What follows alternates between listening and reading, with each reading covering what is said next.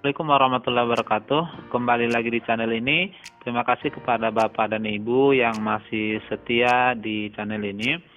Kali ini kita akan membicarakan tentang tidak adanya penerimaan CPNS tahun 2020 dan 2021 serta perkembangan dari nasib guru honorer dari tahun 2005 sampai dengan sekarang. Tapi sebelumnya kepada Bapak dan Ibu, jangan lupa yang belum mendukung, mohon bantuannya untuk mendukung channel ini.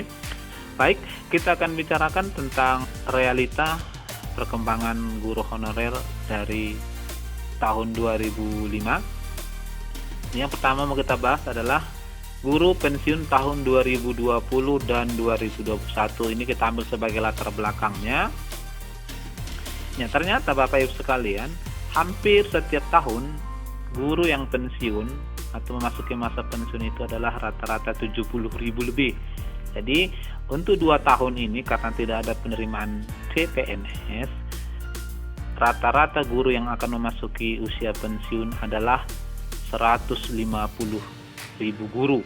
Nah, ini tentu saja angka yang sangat besar. Lalu dengan pensiunnya guru yang begitu besar, siapa yang menggantikan?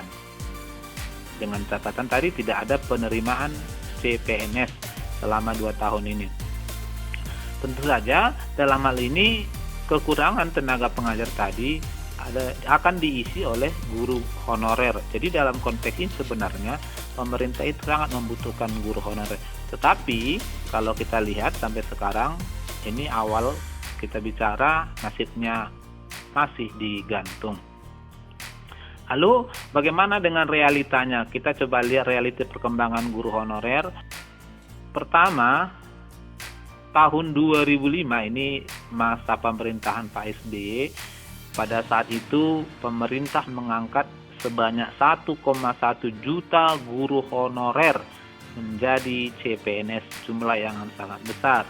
Nah, itu tahun terakhir adanya pengangkatan CPNS. Nah, di era pemerintahan sekarang ini sampai dengan posisi sekarang belum ada pengangkatan dari CPNS secara umum.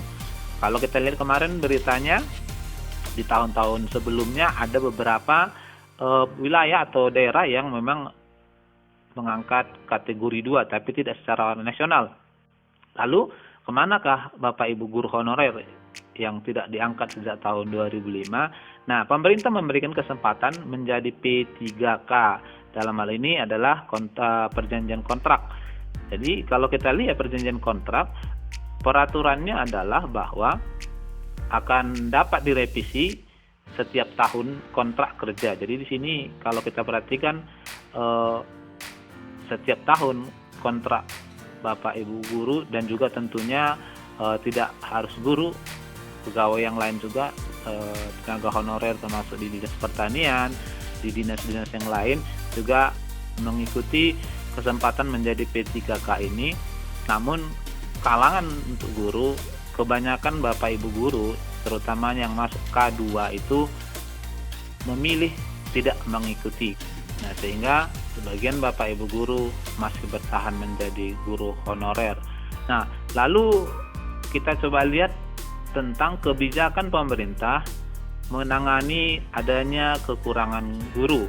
Yang pertama, nih masa Pak Muhadjir Effendi Kemendikbud sebelum Kemendikbud kita yang sekarang, kebijakan yang diambil adalah pemanfaatan tenaga guru yang memasuki masa pensiun. Jadi di sini diberikan kesempatan untuk mengajar. Kalau kemarin disampaikan untuk penggajiannya bisa dialokasikan dari dana BOS. Hanya saja sampai sekarang ini belum ada realisasi, jadi kita masih mengikuti perkembangannya. Nah, itu yang pertama. Yang kedua, dikeluarkan adanya larangan penerimaan guru honorer. Ya, jadi di sini tidak diperkenankan kepala sekolah mengangkat guru honorer dan direncanakan akan menuntaskan status 700.000 honorer pada tahun 2024. Nah, masa ini Pak Muhadjir Effendi berencana, ini data seluruh guru honorer seluruh Indonesia sudah dirangkum ya, artinya datanya sudah ada di pusat, kurang lebih 700.000 honorer yang direncanakan akan dituntaskan di tahun 2024. Nah, sekarang kita coba lihat, bandingkan juga dengan masa kepemimpinan Pak Nadiem Makarim. Di masa terbaru ini, isu-isu tentang pengangkatan guru honorer tidak ada kita dengarkan. Justru pada masa sekarang ini yang diprioritaskan adalah peningkatan kesejahteraan melalui dikeluarkannya Permendikbud nomor 19 tahun 2020, yakni dalam hal ini penggunaan dana BOS untuk gaji guru honorer diberikan sampai 50%. Jadi di sini justru kesejahteraannya yang coba ditingkatkan. Nah, dalam konteks ini, maka kita bisa katakan sesungguhnya guru honorer ini sudah diakui oleh pemerintah. Nah, lalu kita coba lihat juga tentang adanya kebijakan lintas lembaga. Ini ya berita yang saya ambil di tahun yang lalu. Kemendikbud, Kemenpan RB, Kemendagri, BKN, dan Pemda gelar rapat koordinasi penyelarasan masalah guru honorer. Nah, dalam konteks ini, Menteri Pendidikan dan Kebudayaan atau Mendikbud Muhadjir Effendi menghadiri rapat koordinasi penyelesaian masalah guru honorer yang diselenggarakan oleh Kementerian Dayagunaan Aparatur Negara dan Reformasi Birokrasi atau sering disingkat dengan Kemenpan RB ya, di Hotel Bidakara Jakarta. Rapat koordinasi ini selain dihadiri Mendikbud Muhadjir Effendi dan Menteri Pan RB Syafruddin, juga dihadiri oleh Menteri Dalam Negeri pada saat itu Pak Cahyokumolo, kemudian Kepala Badan Kepegawaian Negara Bapak Bima Haryawibisana, serta perwakilan 542 pemerintah daerah dari seluruh Indonesia. Jadi masing-masing ini provinsi dan Pemkab ini diambil perwakilannya untuk membicarakan masalah guru honorer ya. Sehingga apa realisasinya? Nah, realisasinya adalah awal tahun 2020 banyak Pemda yang sudah mengajukan permohonan pengangkatan guru honorer menjadi CPNS kepada Presiden. Ini realisasinya. Selain ini juga barangkali untuk guru-guru jenjang SD, SMP, tahun 2020 ini sudah mulai menerima peningkatan kesejahteraan ya. Untuk SMP dan SD sudah dialokasikan dari dana BOS sebesar 50%. Di rata-rata tahun ini guru honorer SD dan SMP mengalami peningkatan penghasilan. Nah, lalu berkaitan dengan ini, sebenarnya kemarin saya dapatkan satu salinan bentuk surat permohonan yang diajukan kepada Presiden, namun karena itu merupakan rahasia kelembagaan negara, tidak saya tampilkan di sini. Tetapi adanya permohonan yang diajukan kepada Presiden adalah suatu bukti bahwa realisasi rencana-rencana yang diselenggarakan dari awal akan segera dilaksanakan.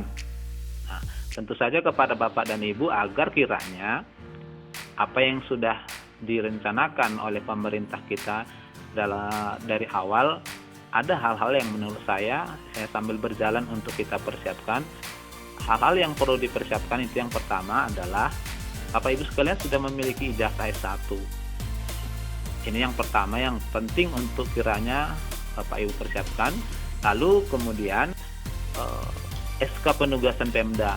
Mudah-mudahan tahun ini ke depannya seluruh guru-guru honorer di Indonesia itu sudah diperhatikan oleh pemerintah daerahnya dengan dikeluarkannya SK penugasan. Dan yang ketiga ini agar nanti bersesuaian dengan program Kemendikbud yang lain yang mungkin sebelumnya juga sudah kita bahas, adalah sertifikat profesional. Apabila ini sudah Bapak Ibu miliki, maka sesungguhnya kita tinggal menunggu waktu. Mudah-mudahan, karena program pemerintah pada dasarnya sama seperti kalau sebelumnya kita kenal garis-garis besar haluan negara, di pemerintahan kita sekarang ini tidak dikenal dengan istilah itu lagi. Namun tentu saja ada program-program realisasi untuk jangka pendek, jangka menengah, dan jangka panjangnya. Jadi sama-sama kita menunggu, mudah-mudahan nanti di akhir kepemerintahan Pak Presiden kita ini ada pengangkatan guru honorer seperti yang kita bahas tadi di tahun 2024. Barangkali ini yang bisa saya sampaikan sebagai satu kajian melihat perkembangan dari nasib guru honorer dari tahun ke tahun. Assalamualaikum warahmatullahi wabarakatuh.